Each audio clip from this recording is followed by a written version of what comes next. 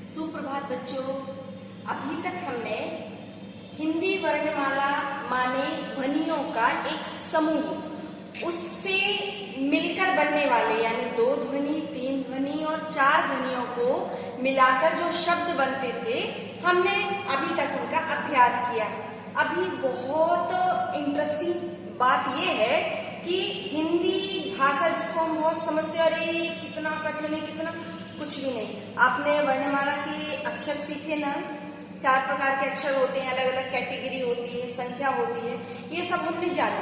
अब 2 ध्वनियों को, 3 ध्वनियों को, 4 ध्वनियों को मिलाकर भी एक शब्द बनता है, वो भी हमने जाना।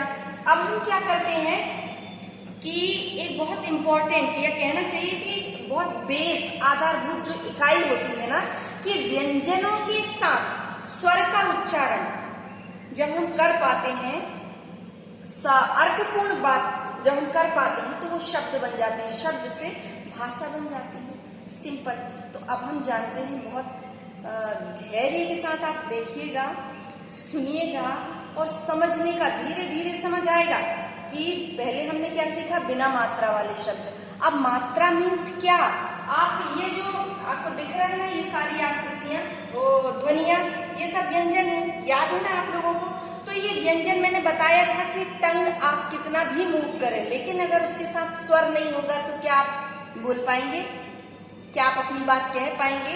कहने का तात्पर्य, इसलिए मैंने ये सब लिख के रखा है कि ये सब क्या है, व्यंजन है। अब हम इन व्यंजनों को कैसे हम स्वरों के साथ बोलते हैं। स्वर तो कितने होते हैं, 13 होते हैं, जिसमें 12 खड़ी होती है, यानी 12 मात्राएं होती है। 13 जो रहता है ना, ये अक्षर ही मात्रा के रूप में लिखा जाता है, ठीक है, इसलिए 12 खड़ी लिखते हैं, 13 खड़ी नहीं लिखते हैं। चलिए, सबसे पहले तो हम स्वर अक्षरों को जानते हैं। हिंदी वर्णमाला में स्वर अक्षर की संख्या कितनी होती है बच्चों, 13 होती है, माना 13, ठीक है। ये 13 क्या हो गई, स्वर अक्षरों की संख्या। मैंने ये देखिए ब्लैक बोर्ड पे सारे स्वर अक्षर लिखे हुए हैं, आ ई उ रू, ए ऐ ओ औ अम आहा। अब नेक्स्ट हम आते हैं कि इनसे हम मात्राएं कैसे बनाते हैं, है ना। तो ये देखिए, छोटा आ, छोटा आ मीन्स, मैंने एक बात और आपको वीडियो में बताई थी कि व्यंजन अक्षरों के साथ अगर आपको ये दिख रहा है और नीचे हलंत नहीं है, इसका मतलब कि यहाँ पर आ मौजूद है। यानी हम जब अक्षर को जैसा का तैसा लिखते हैं बिना कोई मात्रा का, इसका मतलब है कि वो अगर हलंत नहीं है तो उसके साथ छोटा आ मिला हुआ है। बड़ा आ में यहाँ अक्षर लिखा जाएगा और उसके बाद में ये आपको दिख रहा है सीधी रेखा, यानी अक्षर के सपोर्ट में एक लाइन, आ, जैसे ही हमारे मुख से स्वर निकलता है, ध्वनि निकलती है, आ, समझ जाओ कि उस व्यंजन के साथ आ की मात्रा, यानी उसके सपोर्ट में बाजू में एक खड़ी लाइन होगी। यहाँ पर देखिए, अब ये देखिए, फिर आ के बाद क्या आता है, ई, ये 2 अलग अलग, एक देखिए एक परिवार है, आ का एक परिवार है, ई का एक परिवार है, उ का। माना इसमें एक छोटा आ है, एक बड़ा आ है, छोटी ई है, बड़ी ई है, छोटा ऊ है और ये बड़ा ऊ है। तो कहने का तात्पर्य कि यदि यहाँ पर छोटा आ, मतलब इसी क्रम में आप हमारे में बाजू में एक सपोर्टेड लाइन होगी और ई का उच्चारण होगा। देखिए जरा, ई का मतलब होता है, जब हम छोटे ई का उच्चारण करते हैं तो कोई भी अक्षर लिखा रहता है। आपने हमारे स्कूल में जब प्रेयर होती है तो आपने देखा है ना कि जब प्रेयर करने के लिए सारे बच्चे खड़े होते हैं तो सबसे पहले कौन से कद का बच्चा खड़ा होता है, छोटे कद का होता है ना, फिर बड़े कद का, फिर उससे बड़े कद का। ऐसे ही हम देखते हैं कि छोटा ई मतलब ये बड़े ई से छोटा हो गया, तो ये अक्षर के सामने से अक्षर को कवर करेगा। ये देखिए मात्राएं, और बड़ा ई क्योंकि ये बड़ा है तो बड़ा अक्षर छोटे के बाद लगता है, तो यहाँ अक्षर के बाद ये मात्रा कवर करेगी, ठीक है। अब देखिए, ऊ का उच्चारण, ऊ राउंड शेप में हमारे होठों का शेप हो रहा है ना, ये देखिए ऊ मतलब छोटा सा हमने, अब ऊ यानी बड़ा, ये अक्षर के नीचे आता है, ठीक है। आ यहाँ पर बाजू में सपोर्टेड लाइन, ई अक्षर को यहाँ से सामने से और पीछे से कवर करेगा। अब नीचे से अक्षर को कवर करना है तो उ ऊ। ये देखिए हाफ सर्कल के रूप में यह दिख रहा है आपको, छोटा ऊ बड़ा ऊ। जब हम साउंड छोटा निकालेंगे तो ऊ ऊ। अब यहाँ पर ये देखिए मात्रा नहीं होती है बच्चों, क्योंकि आपने हिंदी भाषा में 12 खड़ी पढ़ा है ना, लेकिन हम 13 मात्राएं लिखते हैं, बल्कि ये मात्रा नहीं होती है, अक्षर का ही एक हिस्सा होता है जो दूसरे व्यंजनों के साथ लगता है। हम ये सारा कुछ नहीं करते हैं, ये जो आपको दिख रहा है ये हर अक्षर के साथ लग जाता है, जैसे कृष्ण है ना, और कुछ भी शब्द हम बनाए आगे उसके प्रैक्टिस करेंगे। फिर देखिए यहाँ अक्षर के बाद वाला हो गया, सामने से हो गया कवर करने वाला, पीछे से कवर करने वाला हो गया। अब ये देखिए अक्षर को नीचे से कवर करेगा उ ऊ रू। अब अक्षर के कहाँ रह गया, सामने हो गया, बाजू में हो गया, नीचे हो गया, ऊपर हो गया। अब अक्षर कहाँ से रह गया कवर करने के लिए, देखिए अक्षर अब ऊपर से कवर करने के लिए रह गया ए। तो ये एक मात्रा लग गई, ठीक है। आए 2 मात्रा लग गई, मतलब बड़ा ए आए। यहाँ सिंगल अक्षर होगा ऊपर से, यानी आधा, ये देखिए आधा हो रहा है यहाँ से कवर। अब यहाँ देखिए जरा, अब आगे से भी और ऊपर से भी कवर होगा अक्षर में। अभी आपको बताती हूँ, बिल्कुल शॉर्ट में बताती हूँ मजेदार तरीके से।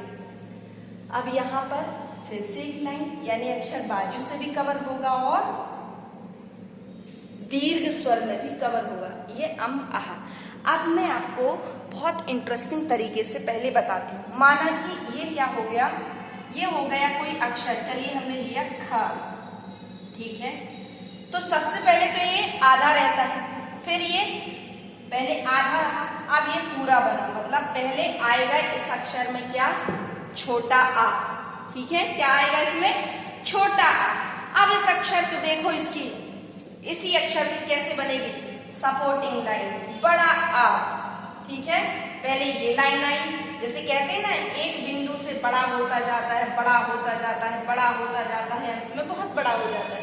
यहाँ देखिए पहले अक्षर सिर्फ इतना था आधा, फिर ये पूरा हुआ, फिर इसके बाजू में एक और थोड़ा बड़ा हुआ। अब देखिए फिर ये कहाँ से कवर करेगा, सामने से कवर करेगा, अंडरस्टैंड।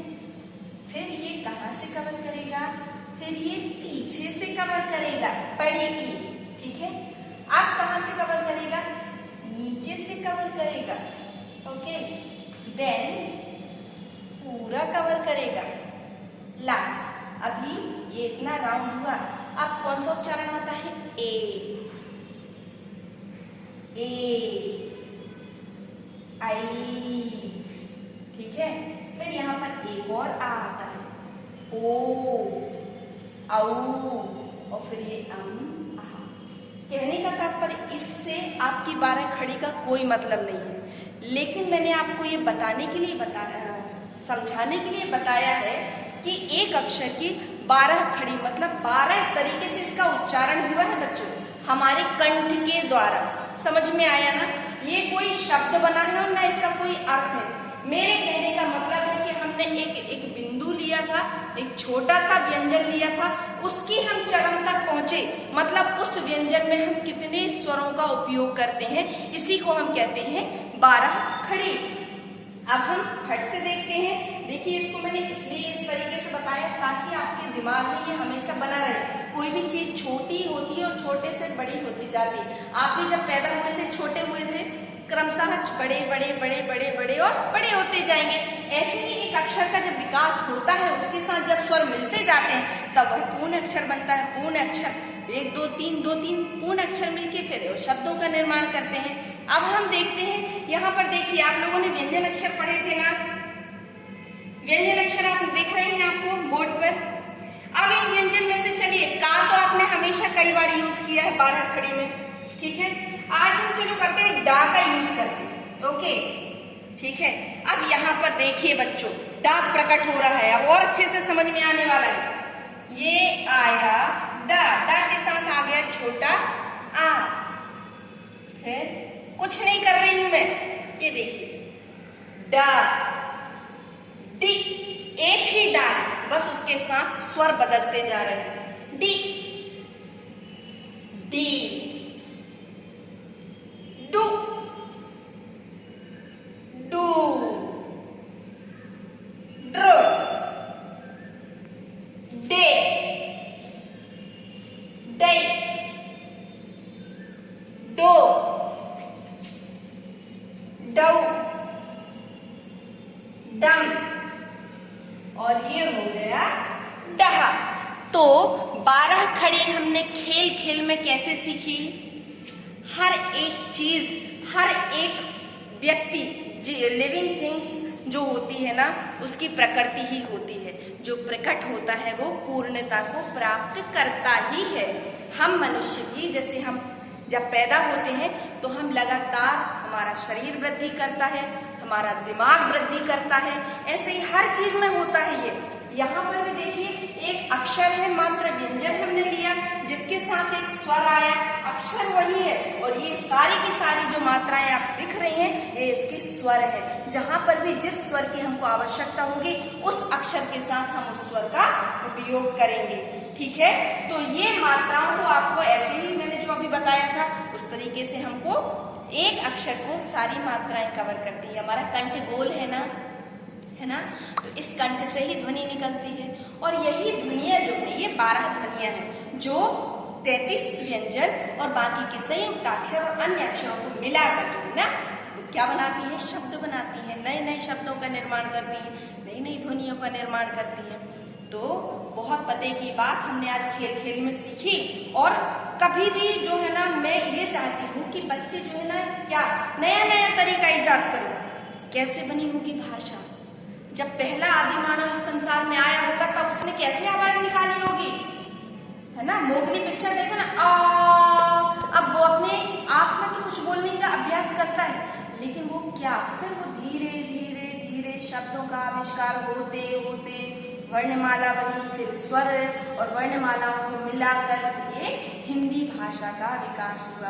तो जरा इस बारे में आप सोचिए और मजे से इसको करने का अभ्यास कीजिए। ये जो 12 मात्राएं मैंने दी हैं, आप अकेले में बैठ के सारे व्यंजन अक्षरों के साथ एक बार उसको करके देखिए, बहुत इजी है।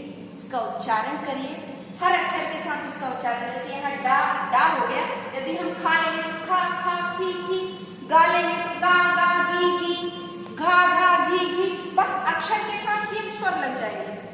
मिलते हैं फिर हम नेक्स्ट वीडियो में शब्दों के साथ, नए नए शब्द। अब शब्द बनाना हमने सीखा, अब शब्द कितने प्रकार के रहते हैं अब हम ये जानेंगे। मिलते हैं फिर, तब तक के लिए मुस्कुराते रहिए, पढ़ते रहिए और हिंदी भाषा में खूब आगे बढ़िए। Bye bye.